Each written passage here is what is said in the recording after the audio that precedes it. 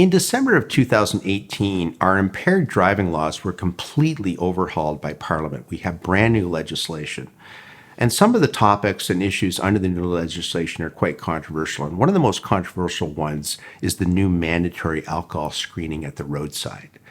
What this involves is a police officer can now stop a car. They have to have a legitimate reason for stopping the car. For example, the person's speeding or they want to do a license check, but there's all sorts of reasons to stop a car. The police can stop you for many, many reasons, including just checking your license or for safety reasons on your vehicle.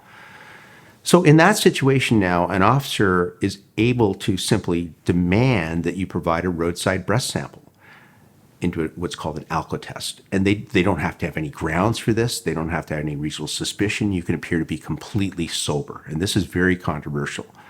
Under the old law, when they pulled you over in that fashion, they had to have a reasonable suspicion that you had alcohol in your system. In other words, they needed to smell some alcohol in your breath, or you had to admit to have been driving, you've got red and glassy eyes, and then they got reasonable suspicion or grounds to demand the roadside breath test. Now they don't.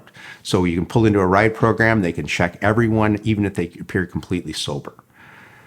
This is very controversial. A lot of commentators, a lot of lawyers online and in websites and blogs are stating this is going to be challenged, and it is. We see challenges going on right now in our system.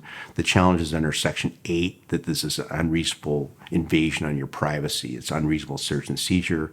We see challenges. It's an arbitrary detention. You're being detained at the roadside for effectively no reason. You're sober. Why are they doing this? And the other issue, which is also problematic in my view, is will this lead to racial profiling?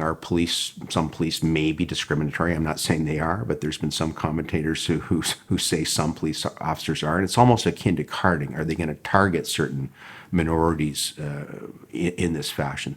So these are the issues. I think they're going to play out in court over the next many years. And this situation, this issue will probably eventually wind its way to the Supreme Court of Canada before we get a decision as to whether law is going to be struck down or not.